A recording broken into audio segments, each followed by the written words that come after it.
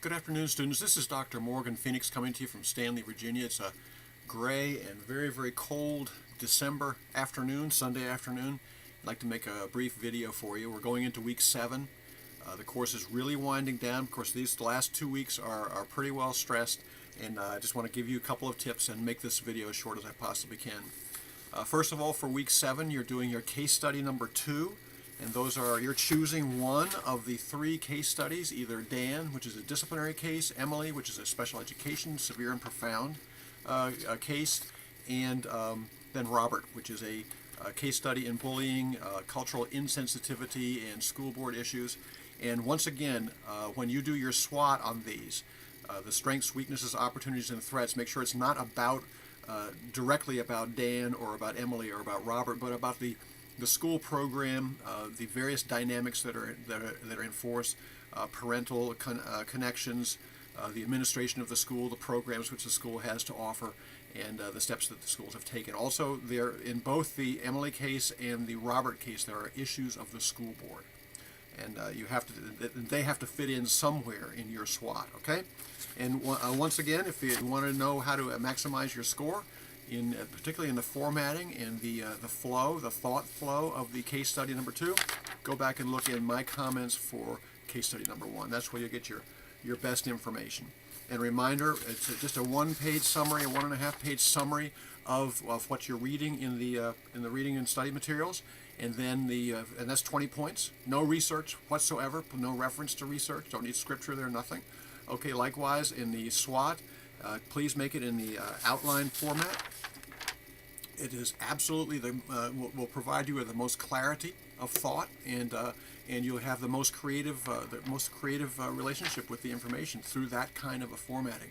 Very, very brief statements. Okay, 20-point page, 1-page summary, 1.5-page no research, 50-point SWOT outline format, and then 30 points for your case recommendations, and please do list them, brief listings. There were a number of students that did write an essay, and sure enough, they only had 1 or 2 things listed there, but everybody did well. Everybody did well on that. I really appreciate that. Alrighty, and of course you look in the reading and study for the 3 case studies. You're going to choose one of them only. Alrighty, and I think, what else do I have for you? Oh yes, for week 8, remember the week 8 option. You may do a revision of an earlier journal article critique in week 8 instead of creating a fresh one. You can do either way. Yeah, if you want to research further into your study materials and journal articles to serve your final project, that's fine. But if you would like to do a revision, it'll save you a little bit of time.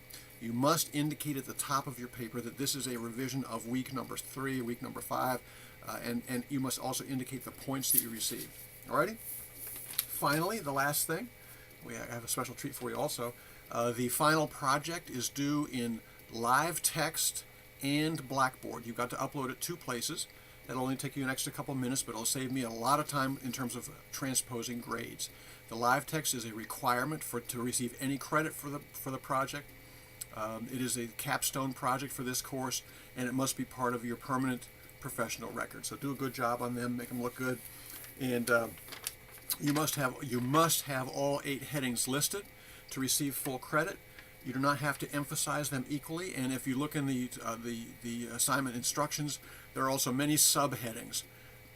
Pick and choose from those the ones that you feel serve your project particularly. Alrighty, and you do not have to list all of them. That's for sure. Also, and once again, live text and Blackboard, both places. If you're doing a PowerPoint, I love looking at the PowerPoints. I don't say you get extra points for doing a PowerPoint. I think that it gives you an opportunity to be creative and to think about how a project might need to be presented to a community or to a school to get support for you as an administrator, or you as a supervisor or as a teacher. That if you have something that you can show people rather than just tell them, it's really a pretty good idea. And once again, for PowerPoint, the minimal text on the screen, very, very little text, just something just to anchor it could also just simply be a graphic or a photograph of some kind. The detail goes in the speaker's notes, hidden, out of sight. It makes you the expert in the room. That's it for today, I think. I don't think that there's anything else here. A couple people have accessed the Ask Dr. Phoenix forum in discussion board, but very few. And I think that you have probably all the information that you really need to do well in this course. I hope you're doing well. I hope you are studying diversity with clean hands and a pure heart. I really mean that.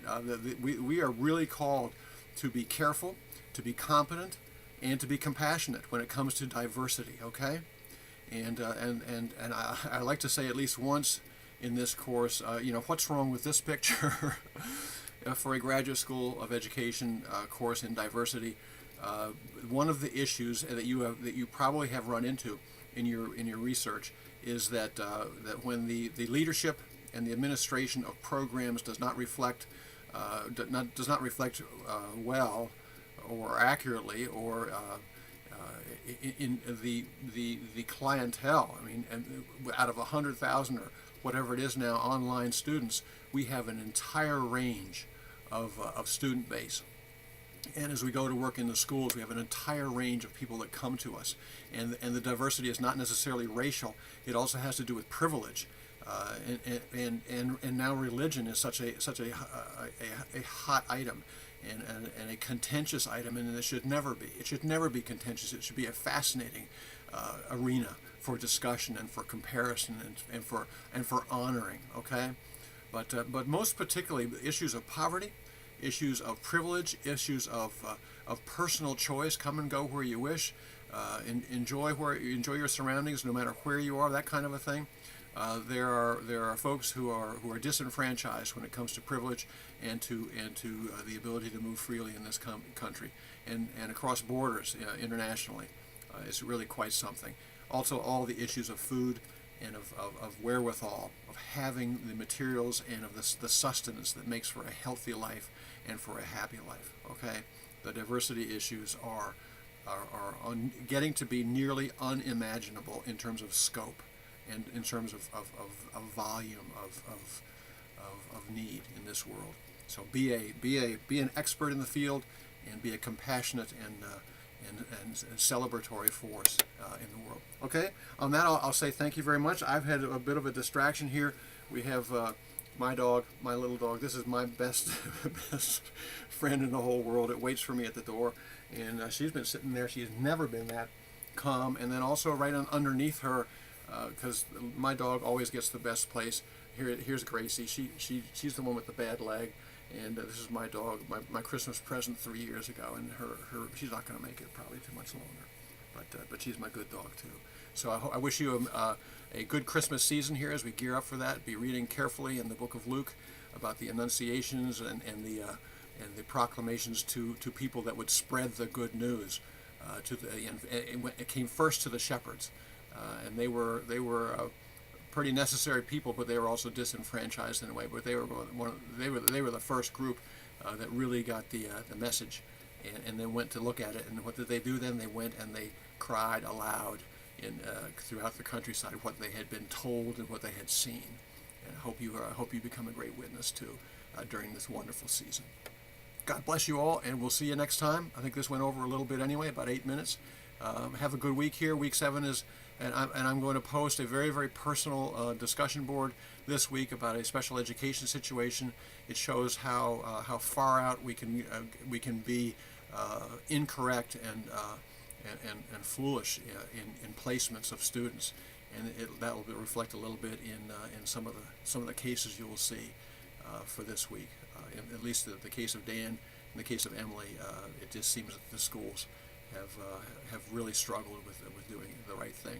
Good luck with it all, and we'll see you next time, Lord willing. Bye-bye.